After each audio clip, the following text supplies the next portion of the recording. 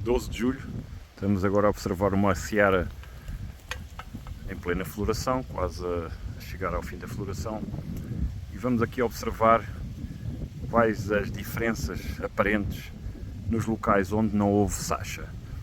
Nós estamos a tentar reduzir a sacha, porque é mais uma forma de fazer distúrbios no solo, e mantendo a sementeira convencional, a ideia será se podemos ou não reduzir algumas tarefas para não virmos a fazer mobilizações várias vezes ao ano. Portanto, se reduzirmos essas intervenções a uma unidade, ou pelo menos um tempo um espaço, seja na primavera, quando estamos a fazer a cama de sementeira, que talvez seja algum de mãos, precisar mais de fazer alguma mobilização, deixaríamos as mobilizações de outono, de incorporar os canolhos e a matéria seca que está na nossa cultura do milho, antes de semear as culturas de cobertura, e também tentaríamos retirar a sacha mecânica para não termos qualquer distúrbio naqueles fungos micorrízicos que no fundo se estão a formar à medida que o nosso milho está a desenvolver, e quanto mais tempo tiverem em formação, mais vão alimentar as nossas raízes.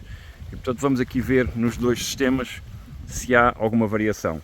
Neste caso foi feito covas, que é habitual nestas terras de areia, mas que tem algum alumínio e que faz alguma crosta no verão, e há muita tendência para escorrer a água, e nós, no acerto da passagem do semeador, deixamos uma carreira por fazer essa sacha, por uma questão de garantir que não há qualquer perca de plantas, porque às vezes mesmo com o GPS a funcionar temos alguns desvios que são suficientes para depois, quando vem esta sacha violenta a fazer as próprias covas, perdemos algumas plantas porque o pneu ou o sachador vai partir estas zonas de encosto. E assim, há uns anos para cá, já não estamos a fazer em cada 7 intervalos, há um que fica sem mobilização e sem adubo. O adubo, admite-se que o adubo das carreiras laterais podem passar para esta, mas a nível da sacha não há qualquer mobilização desde da sementeira. Portanto, aqui temos o resultado final. Este é o resultado da zona que foi semeada e não houve mais nenhuma intervenção. Depois que os herbicidas ficamos em alguns sítios com algumas ervas, noutros sítios praticamente sem erva. Nesta fase já não é perigoso porque está completamente ensombrado, praticamente não chega a luz ao sol, e então a probabilidade de virem a crescer ervas aqui é baixa. Mesmo que algumas vão nascendo, vão ficando estioladas e estão à espera depois que venha o outono para poder fazer algum desenvolvimento. Agora vamos observar aqui ao lado o efeito da sacha. Neste caso é feito com abre-covas. Vamos agora observar as diferenças aparentes que podemos ver com estes dois instrumentos. O primeiro é perceber até que ponto a abertura da cova e a própria sacha e subsolagem para abrir a cova podem nos ter ajudado a oxigenar mais. Portanto, eu no fundo da cova, até apanhar a camada, temos cerca de 22, 23 centímetros. Na parte mais alta do planalto do camalhão também não conseguimos mais do que os 20 centímetros, porque há aqui realmente também a própria subsolador, ele próprio faz uma camada e que não conseguimos passar abaixo dos 300 psi. Portanto, até 200, 250 consideramos que o ar funciona bem, a partir de 250 já não conseguimos. E portanto, não conseguimos passar mais do que os 200, 250 psi nos primeiros 20 centímetros, e isso não é suficiente para aquilo que queremos, que no fundo é reduzir ao mínimo esta compactação. Vamos ver em termos agora de biomassa e de como é que está a nossa estrutura do solo, como é que ela está em termos de aglomerados, de estrutura ao longo do perfil dos primeiros centímetros. Aquilo que vemos é já as raízes ocuparem o território todo do centro.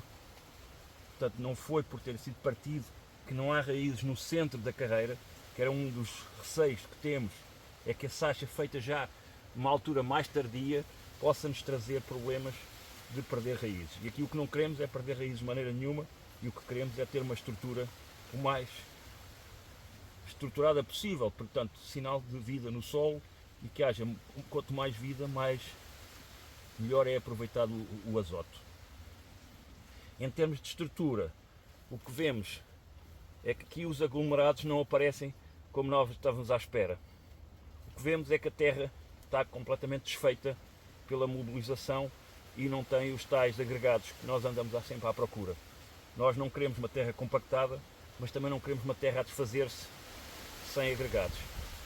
Temos aqui um pequeno agregado já. Esta é a ideia, é que tenhamos estes blocos que se organizam depois dos fungos micorrízicos e as bactérias e os protozoários fizerem esta cola que no fundo vai agarrar as nossas partículas de sol, que não é mais do que partículas minerais, a areia, a argila e o limo, e as raízes também fazem essa capacidade de agregação, porque há um exudado da raiz com açúcar que faz também uma cola, que é isso que precisamos. Quanto mais essa vida, essa cola, esse agregado tivermos, melhor será a eficiência dos nossos fertilizantes. E quando temos um solo que se desfaz, que à partida seria o que nós pretendíamos, é o pior sinal, porque aqui não houve agregados e não houve aqui uma vida no solo suficiente.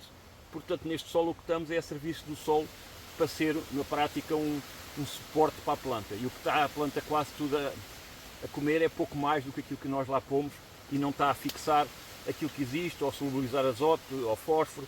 E por isso, aqui é a nossa interrogação agora, até que ponto as mobilizações e o excesso de distúrbio no solo pode prejudicar o caminhada que estamos a fazer para reduzir o adubo azotado e o adubo de fósforo e o potássio. E isso vamos ver nas zonas onde não foi qualquer mobilização ou qualquer sacha, e tentar perceber as diferenças.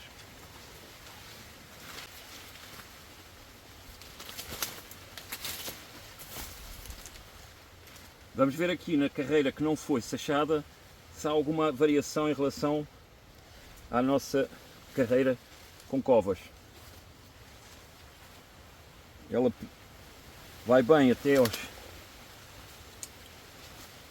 20, 25 centímetros. Tem a ver com a passagem do subsolador, que este ano foi muito superficial, porque a terra estava muito molhada, não interessava, e não estamos a conseguir,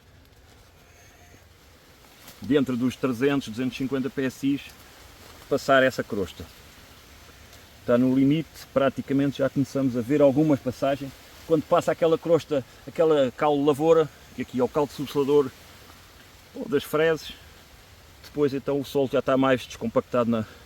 Só que o problema é que não estamos a conseguir fazer passar o ar por essa zona, porque se for acima de 250, 300 PSI, não há transferência de ar. Está no limite, mas portanto não fomos prejudicados por não ter feito a sacha. Até aos primeiros 25 centímetros estamos bastante bem, e vamos ver em termos agora de aglomerados e de agregados como é que está o nosso solo nesta zona, que não foi, tudo foi igual, menos a sacha. E não levou adubo também, mas o milho vai comendo o adubo dos dois lados. Ao nível da parte que tiramos, vamos ver agora se há diferenças para a zona que foi sachada. Esta é a primeira diferença que estamos a tentar perceber se é consistente ou não. No fundo, não conseguimos, como ali na passagem da sacha, ter o tal efeito de desfazer o nosso torrão, isto de sinal que realmente já temos aqui um agregado. Portanto, a terra não se esfarela com tanta facilidade. Vamos confirmar. No fundo é fazer aqui com que ela, não é esmagando o torrão, mas é vendo, como há bocado se via, que a terra saía dentro dos dedos. Temos aqui alguma que sim, mas depois vão ficando sempre estes agregados que acabam por ter já alguma estrutura.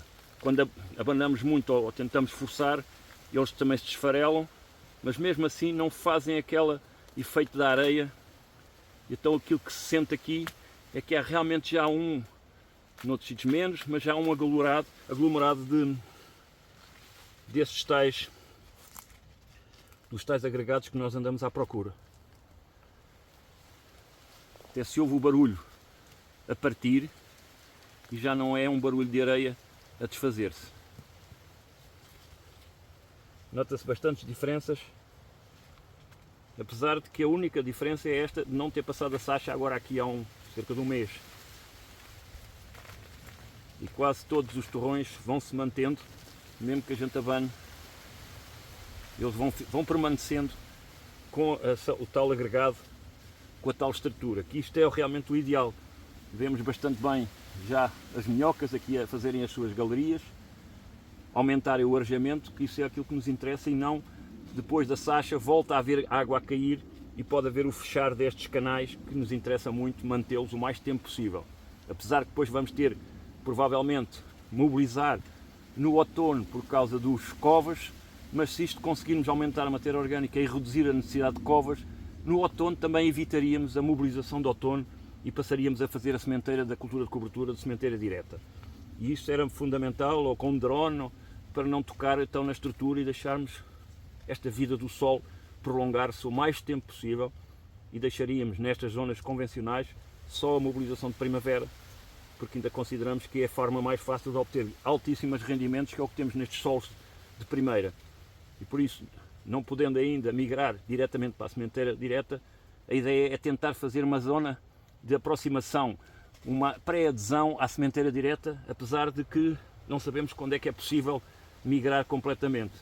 Mas isto é o sinal que já, só por evitar uma passagem, ganhamos aqui um sistema de agregados, provavelmente nos irá dar aqui ganhos em termos de eficiência da adubação assustada e da solubilização do fósforo, e não vemos ainda carências, e por isso o que estamos a observar e o que estamos a comparar é também deixámos cerca de 13 hectares numa zona que já estava muito grande quando choveu e não conseguimos fazer as covas.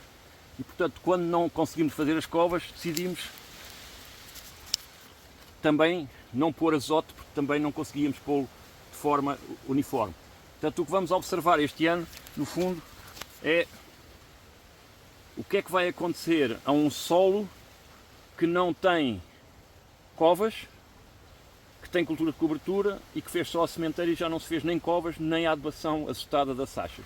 Portanto, nós estávamos a aplicar cerca de 250 kg de um azoto com 40% de azoto, de um adubo com 40% de azoto, e naquele local vamos retirar essas 100 unidades de azoto. Portanto, baixar cerca de 30% diretamente naquele local e tentar perceber se o efeito cumulativo de não sachar, mas retirar também o azoto, podemos ter alguma diferenciação na produtividade.